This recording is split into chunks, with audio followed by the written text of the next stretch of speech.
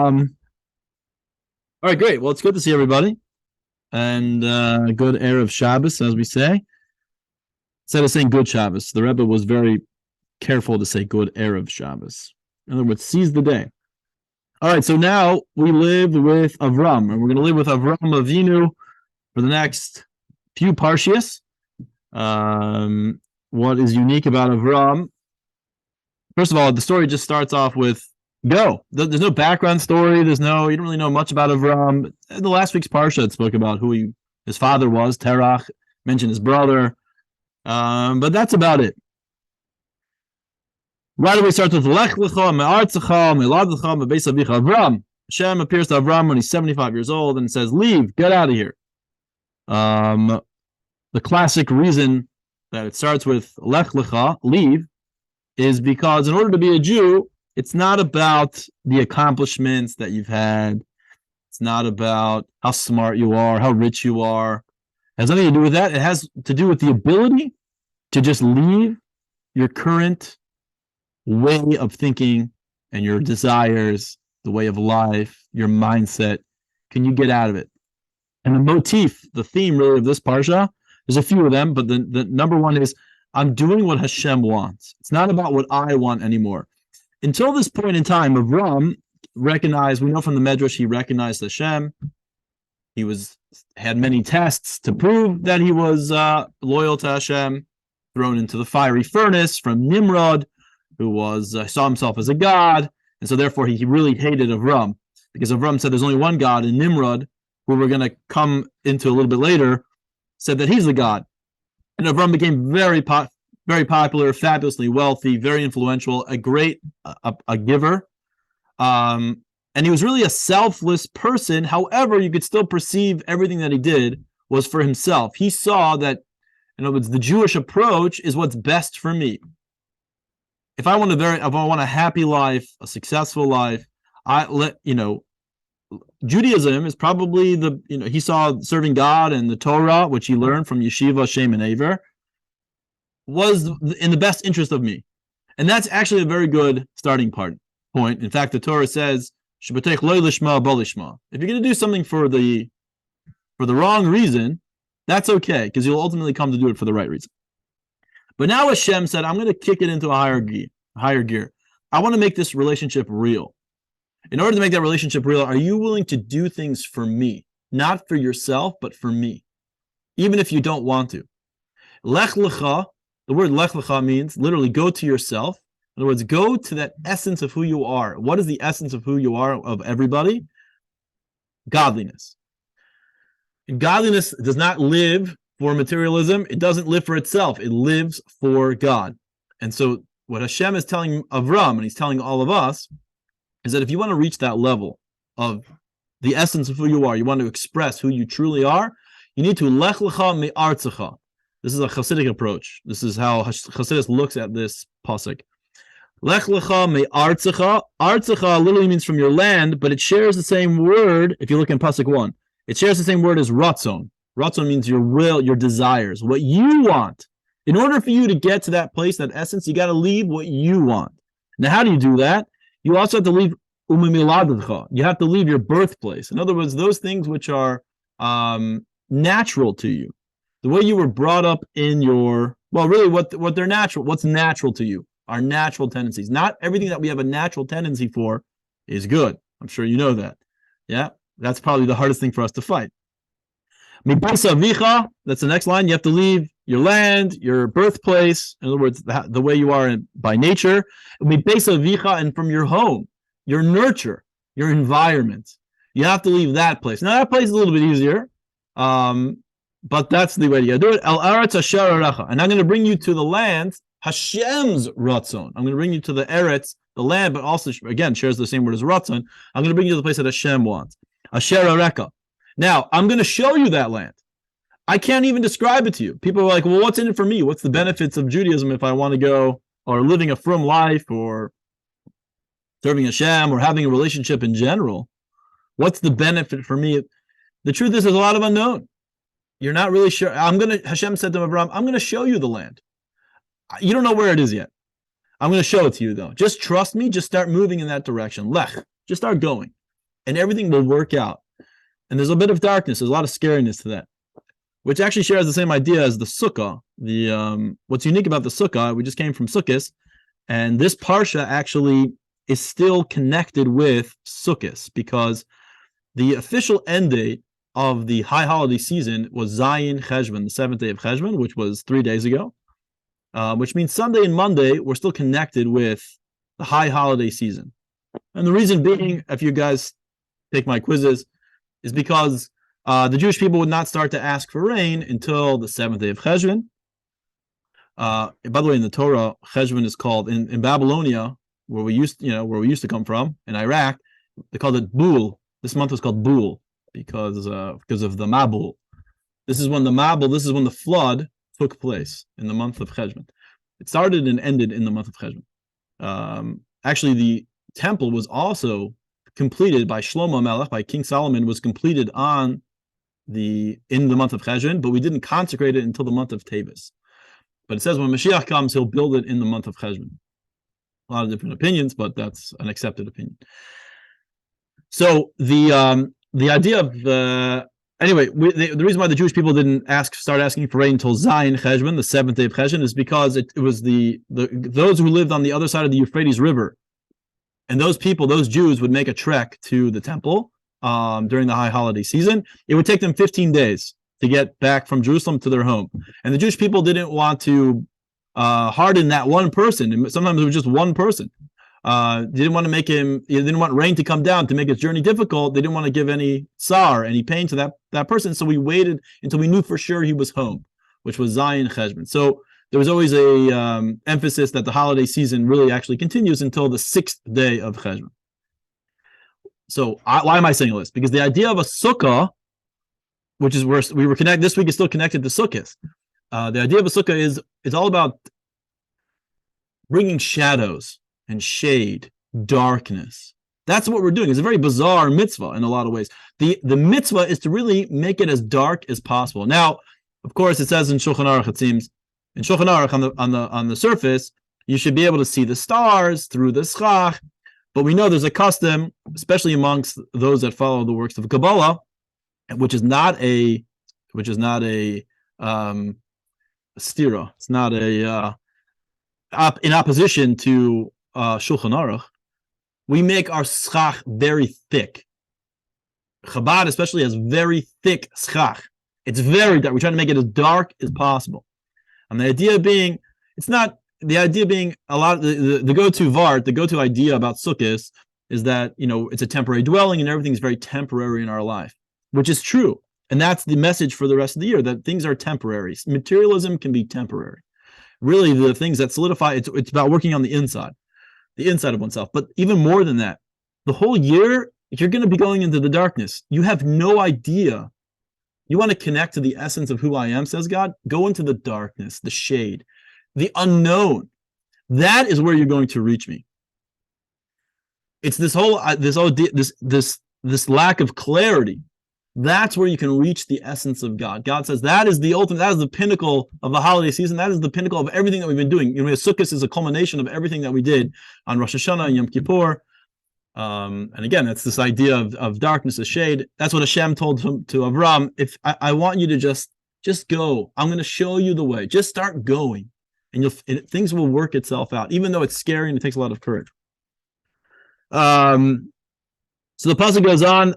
The Torah goes on. Let's see. Avram, again, he's 75 years old. He's got his little sneaky son-in-law Lot, and who likes a lot of money. So Hashem is going to make a covenant with Avram and Sarai, and he says, I'm going to give you the land of Israel. You've done a lot of things, and if you continue doing what I ask, what I want, not so much what you want, but what I want, I'm going to give you the land of Israel.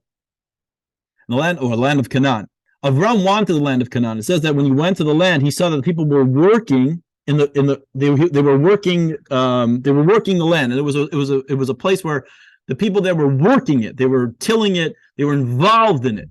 And he said that's the type of people I want to hang out with. That's the kind of land that I want to be involved in, because he knows the value of putting an effort into something. It'll last forever. And Hashem said, I'm going to give you this land. And in fact, I'm not only going to give you this land, I'm going to give you a son. Sarai did not have a womb.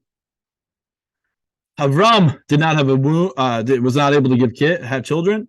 And he saw from the stars that he was destined not to have a child, which is true. Avram and Sarai were destined not to have a child. That's why Hashem is going to change his name at some point, because he's going to say Avram and Sarai cannot have a child, but Avraham and Sarah can have a child. That's why there's the famous line, Ein mazel b'Yisrael, right? There's this thing, Jewish people don't have any mazel. And the reason being is that we're not subjugated to any mazel. Luck, chance, destiny, fate, we're not subjugated to that. We're beyond that, and we have ways of tapping in above that. Another, we're going to get to a little bit later, that changing a name is very significant. That's why when somebody is sick, God forbid, sometimes they'll add the name Raphael, which means, Hashem is the healer. If somebody is really, God forbid, on their deathbed, they'll usually add the name Chaim or Chaya, which means life, because as a name of a person changes the person. It's very important to have your name be a positive name and a clear name, and you can change your name. It's not so you have to consult somebody, but you can change your name, by the way.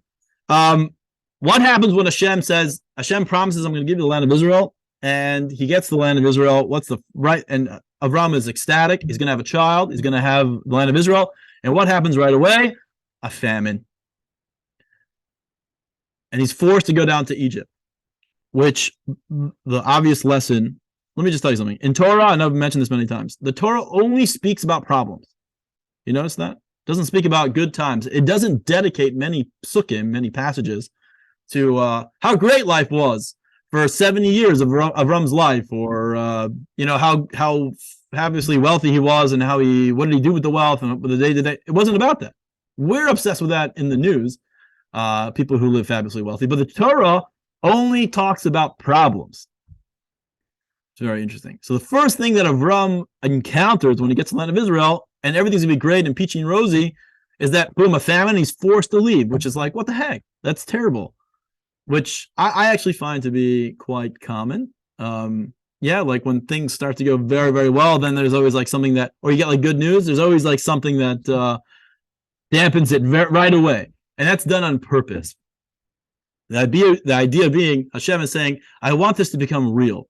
I don't want to just flower you and reveal myself to you and just give you good, because it's not going to change you from the inside. In other words, it's basically overdrive. I have driven the, I used to work in a restaurant. And anytime I'd make a mistake, one time I worked with my mother. She ran the restaurant, and working with her was great. So she ran the restaurant. So if you made a mistake, you needed like a card to punch in, you just needed like a code to punch in the number, and it would take care of everything. If I needed to delete something or whatever. So she showed me the code, fine. But really, I wasn't supposed to use the code. So even when I wasn't working for her, I had no problems messing up on orders. I felt like fine, because I just had the code, and I would just override the system and make a change in the order or whatever it was. After like a month, she was like, why don't you like $1,000 in missed charges and whatever. In other words, if Hashem just kept revealing himself, it wouldn't actually change anything. I wouldn't actually learn. We wouldn't become a different person. So it really has to come from the inside. In order for an experience to really become part of us, there has to be some sort of tension. There has to be a struggle with it, because then by working through it and thinking about it critically, and trying to make it part of your emotion, that will change you, as opposed to just giving you, revealing. Of course, that's why the Jews sinned with the golden calf, is because even though we had all these, the classic question is, Hashem just revealed himself. How did they go ahead and sin 40 days later? Well, that's because it didn't actually change them. It was just a great open miracle, and they were stunned in disbelief, and they committed at that point to serve Hashem. But as soon as it was gone, as soon as you don't give me, money anymore, as soon as you don't give me, give me what I want, it doesn't do anything for me. I'm not changing. You're just giving me a fish. You're not teaching me how to fish, right? So every time, usually the Torah is saying that Hashem, whenever he's going to give you something good, right away there's going to be some sort of struggle in order for you to really appreciate the good. It's called Yerida B'Sorach Aliyah. You go down, there's a descent in order for an ascent. That's a very common theme over here. Okay, so they go down to Egypt, and Hashem is a very important idea. Avram goes down to Egypt with Lot and Sarai. And now Avram is getting closer to an environment, a foreign environment, an environment of decadence and immorality. And it begins to affect him as he's getting closer. And he realizes, he looks at his wife and he says, oh my gosh, you're beautiful. In other words, he's looking at her physically. Before he would just look at her, who she was spiritually, emotionally, mentally, more spiritually. That's why he loved her. But then he saw that she's actually also physically beautiful. And he said, okay, these people are so disgusting. They're going to kill me if they find out that you're my wife. And he hides her and says, let's be my sister. You have to be my sister. If they find you, just tell them that you're my sister so they keep me alive. So they go down there. Chassidus explains the reason why, by the way, that he's a deeper dimension of why he said, be my sister. He could have said anything. You're my friend or my cousin. Why specifically my sister? There's two types of love that we can have for somebody. There's a love which is created, which is between a husband and a wife. Yeah. People who are not from family. And then there's family love. And even within family love, there's different types of love. The family love, the love of a husband and a wife in the beginning is it can be passionate. Yeah. You can feel passionate about it. And there's this struggle. And through that struggle, the love actually becomes a little bit more real. Sometimes it can be, turned on and off. And it can be on fire, though. It can be on fire, says the Torah. Then there's a love between a sister and a brother, where the love is there, but it's cool, it's calm, it's collected. It doesn't always need to express itself, but it's there. It's always there. It's unbreakable. The bond between a sibling is an unbreakable bond. Avram is saying to Sarai, we can't have this passionate love for each other anymore. The love of a family and a wife. Right now, we're going to a situation where we need to be cool, calm, and collected. We need to go with a settled mind. We need to be clear-minded, and we need to. It needs to become very real. It needs to be very deep, and it needs to become unbreakable. Says the Torah, the reason this is actually the struggle between the body and the soul, says the Zohar. That the body and the soul, sometimes we go through moments where the soul is just like on fire and the body feels it, and there's other times when it can be very cool. And the highs are high and the lows are lows.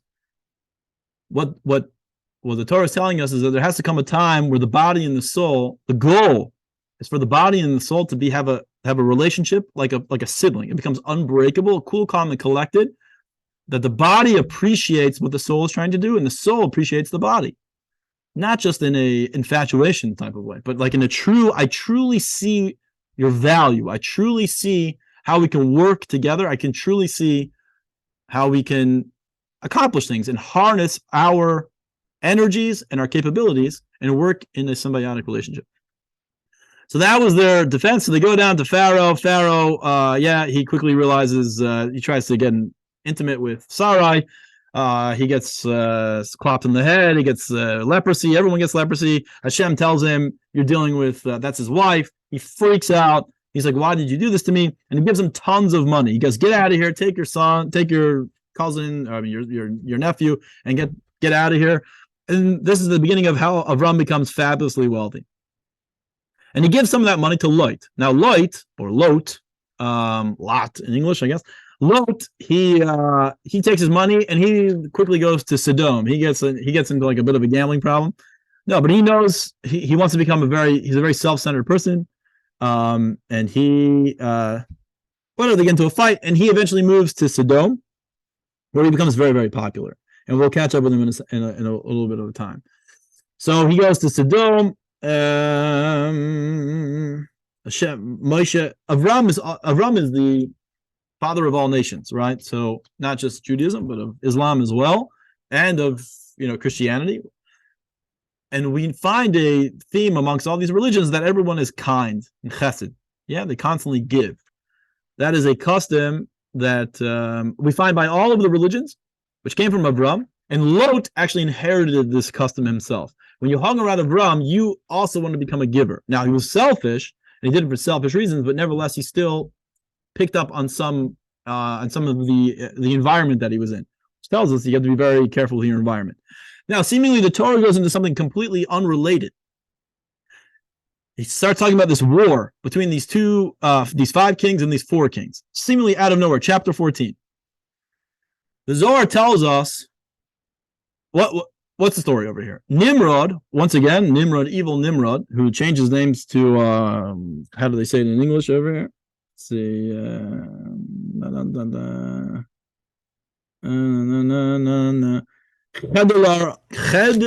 Chedor Omer. Yeah, Kedala Omer. That's his name. Rashi tells us that's actually the king of Nimrod. He gathers together 4 kings, and he says, "Guys, I'm more powerful than you, and I want to take over tons of land and make everyone pay me taxes." He needed more money. There was a famine, perhaps, and like most wars begin because either a country is in incredible debt or there's a famine going on. So then they quickly go and invade another country. So that's basically the reason what happened over here. He comes with brute force, and he bullies 5 other kings from the different areas around Iraq, Canaan, Sodom and Gomorrah, Jordan, and this whole area. And eventually these other nations are fed up of having to pay tax, and they're being abused. So they begin a war.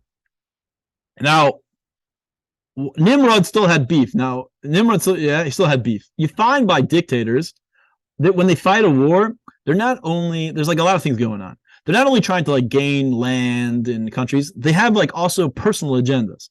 So like Hitler, Yamach Shemo, he wanted art and he wanted certain kinds of wines, and he had like his like things that he liked.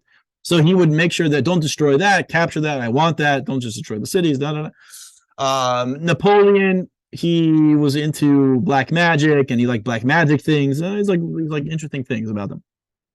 One thing that Nimrod really wanted was revenge on Avram, because he really took him down from his pedestal. So he captured Lot, who was living in Sodom, and he was the second in command of Sodom. He captured him. Og, who was a giant, he's very famous. He lived before the flood, and he survived the flood by holding onto the boat, the ark, the Teva, during the flood itself. He didn't really hate Avram, but he really dug Sarai. He really wanted her. He loved her. He was completely infatuated by her. So what he did was, he was very gleefully walked. Once he found out that Lot was captured, he went to Avram and he said, "Oh no, your nephew is captured," knowing that Avram would get involved in the fight and hopefully he would be killed. So Avram got involved in the fight. And the Zohar tells us the reason why Avram got into the fight is this classic idea from the Orach Chaim. There are sparks of Kedusha and everything. Yeah, everything has godliness, a godly life force in it. That's what keeps it alive. And our job is to reveal that godly life force, the ultimate purpose for which it is in existence. And the Torah and the Halacha teach us how to do that. That we try to gather. What does it mean, gather? We try to fan, and we try to reveal. Avram knew that Lot had sparks, and very special sparks. Lot was going to become the father, eventually, of Mashiach, right? He's gonna have a relationship with his daughters, and he's gonna have Ammon and Moab, he's gonna have a child, Moab, and Moab, which literally means from my father. Moab is going to have a daughter, eventually a granddaughter called Rus, and then Rus is gonna have David, and King David will, and then Mashiach comes from King David. From the line of King David. So he knew that, so he had to go and get him. And a miracle happens, and he captures them, gets them back. And the king of Sodom is very grateful, and he says, "You know what? You can have whatever you want. Just give me back the women. I just want women." Disgusting, absolutely a very disgusting place. And fine, Seder, he says, "I don't want any of your stuff. I'm just here to get Lot, make sure that he's okay, and I'm moving on with my life." So again, the idea of Avram is traveling. He's traveling, and he's got to go through these different trials and tribulations, and eventually gather the sparks. Here's that famous line: "Give me the souls and the possessions you can have for yourself." And Rashi tells us the souls means give me the women. They move on. Hashem tells Avram, he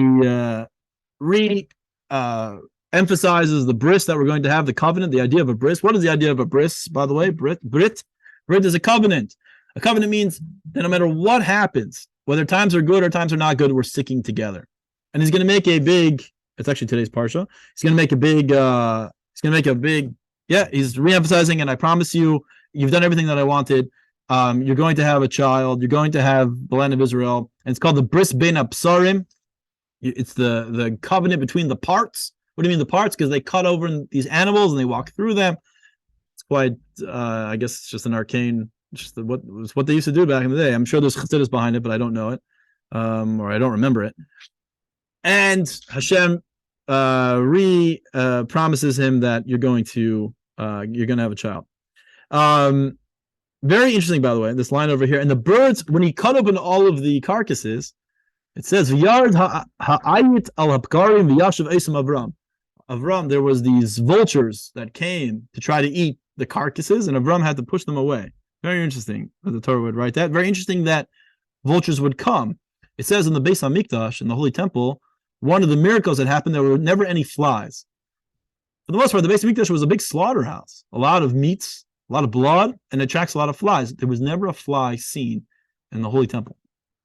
But here, there were these carcasses that were coming, and Rashi tells us that Hashem was telling Moshe to Avram that there's going to be vultures that are going to come and try to take advantage of you throughout the generations to come. There's going to be nations that are going to rise and try to knock us down, but don't worry, the Jewish people will be able to will fend them off. With my help, we'll fend them off. That was the some of the symbolism that's going on over here. And here we go. There's a very famous medrash over here. Hashem says to Avram, in order for the bris, in order for everything that you need to come true, there has to be a struggle, right? That's what we explained. There's got to be some sort of working on your end. I can't just give it to you. I can't just spoon feed it to you. You got to work on your end. So I'm going to give you a choice. Either your descendants can go to Gehenna, to purgatory for a short period of time, or they could be enslaved in a foreign land for 400 years. And Avram took in other words, should they suffer in this world, or do you want them to suffer in the next world? And Avram said, I'd rather them suffer in this world. And that's why we went to Egypt for 400 years. Okay, we were actually only there for 210. But if you count from the time Yitzchak was born, which kind of began the enslavement to a certain extent, we became subjugated to Egypt, whatever, we needed things from them, food and whatnot. It was 400 years. In actuality, we're only there for 210 years. And in the enslavement period, it was for 70 years. I wouldn't say only 70 years, but it was for 70 years. The actual harsh enslavement period. So we find, and Hashem says that, don't worry, you're going to come out with great possessions, as we see from verse number 14. That's why when we split the Red Sea, Hashem, one of the reasons that Hashem made us, it was a big circle. When the sea split, and we walked through the sea, the splitting of the sea, we just made a big circle. Why? Because there was a mass amount of gold and silver and jewels from the chariots of Pharaoh's army, and Hashem begged Moshe to tell the Jewish people to take the possessions, because I promised Avram that they'll come out very, very wealthy. Okay, so they make the thing, they go, he promises him, it talks about Mashiach over here. There's going to come a time where they're going to, what areas that we're going to own, Kani Kiziv Kadmoni, these cities of refuge that we're going to have when Mashiach comes. Now, one of the women, somebody came with the Jewish people. It came with Avram when he left Egypt. That was Hagar. Hagar was the daughter of Pharaoh. She was very taken by Avram. And she said, I'll become the maidservant of Sarai. And so she was. Now, back in the day, you were, if you didn't have a maidservant was considered an extension of you. Nothing more than you. Whatever she collected, a maidservant belonged to her master. In this case, was Sarai. So Sarai couldn't have a baby as of now, and they're getting older. They're getting in their 90s already. So she said to Avram, build me up through Hagar. And Hagar had a child, and then she started to look down upon Sarai and said, you're not so righteous. If you're so righteous, you would have been able to child. But I was the one to have the first child with Avram, and not only that, it was a boy. And Sarai gets really upset and says, you're being disloyal, and I want her to leave. And Moshe says, Avram says, I can't kick her out. So he asks Hashem, and Hashem says, listen to Sarai. She knows what she's talking about. And he kicks her out. Now, we're going to find out later, he's going to remarry her after Sarai passes away. In Parshas Chayei Sarah. He's going to remarry her. And she has a different name. Keturah. It says over there, the reason she went back to becoming an idol worshiper or a pagan, she lit incense for pagans. The reason why she did, says in Chassidus, she didn't do it because she really believed in paganism. She really believed in monotheism. She believed in Avram, but she was so hurt. She was so mad that she wanted to stick Avram where it hurts the most. Yeah, you give your entire life to this one God. I'm going to just do it because I'm mad at you, which is a very powerful lesson that usually when people are very rebellious, it's because they're hurt themselves, right? It's very, I'm sure, psychology knows that nowadays. And especially they're trying to hurt you specifically where you have a passion for. Yeah, or not you. Somebody hurts somebody, they're gonna look, what's your passion? What do you live for? I'm gonna be, my whole existence is gonna be against that. Doesn't come from a good place. But really she didn't believe in it, and she was really she was a good person. She really became a good person. She just had struggles, she dealt with struggles. I'm sure her father wasn't really involved in her life. He was a busy guy. Anyway, she sends her on her way with Yishmael. Yishmael actually wasn't, when he was born, the Torah out of nowhere calls him a Pera Adam. Here it is. Verse number 12. Pera Adam, which means a wild man. Here it says a wild donkey. He's a wild man. He was wild from birth. This is he's the main guy for the Islamic nation. Whatever. That's what it says. So he's a wild man. He's born to be wild. Now he could have changed. He had incredible. He could have been incredible. He could have been even more incredible than Yitzchak. As with most people who are very wild, they have incredible potential, and their father is always trying to harness that energy, but sometimes it's just not the time, not the environment. They're not ready yet to do it. So, but it does speak highly of Yishmael, and one of the places it says that is that he didn't get his bris, right? It's not going to be for another 13 years where Abram is going to be commanded to get a bris, and which is going to happen at the end of this week's parsha. He's going to be 99 years old. He's going to have a bris, and Yishmael's going to be 13. And he didn't protest getting a bris. He could have, but he didn't protest. And the Torah actually speaks very highly of him because he did that. Here we go. He's 99 years old, and he says, I want to make a bris, make a covenant with me. The idea of a covenant, a bris milah, is that no matter where it becomes part of our flesh. Our connection with Hashem is expressed in its flesh. Women are born with this. I don't exactly know, where or what, but the Torah says they're born naturally with it, a physical connection, that spiritual sensitivity is already there by women. That's why women are typically more spiritual than men, and they don't. Or not only that, they're not as physical. They're not as like debased. And another reason for that is man came from earth. Adam came from earth, came from the dirt. It says that. Where did Chava come from? From a man. She came from a human. She doesn't fall as far as a man, because a man's natural tendency is to fall down to earth, to dirt, loneliness. But a woman will, there's a certain place where she won't go so far. He now he gets his name. He changes his name. His name is now given as Avraham. That's why we change our name by the bris. We give a name in a bris. A woman it's done right away because she's already born with it. So the first opportunity by the next Torah reading, we give her a name by then. Now his name is changed to Avraham, and her name is Sarah, and they're a new entity now. And now Sarah is able, since she's a new entity, a new person, she has a womb. And he made a big feast after this happened, and we're going to talk about in the next week's parsha. Exactly. Yeah, we're going to the next week's parsha. Jacob is going to be born, and we're going to talk more about Yaakov then. Okay, I think I'm going to stop here. Anybody have any questions?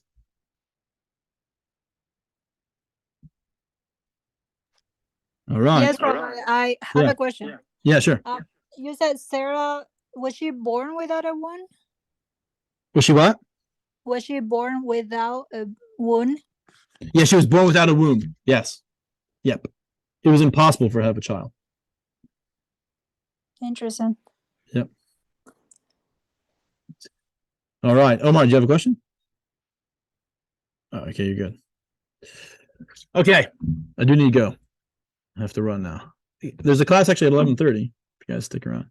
Other than that, okay, I wish you guys a good Shabbos, a good Shabbos, and I'll speak to you later. Thank Good you. job. Yeah, no problem. See you guys. Thank you, Rabbi. No, Mar. Yeah, no Good problem. Shabbos. See you. Good job. Good job. Jabs. Good jobs.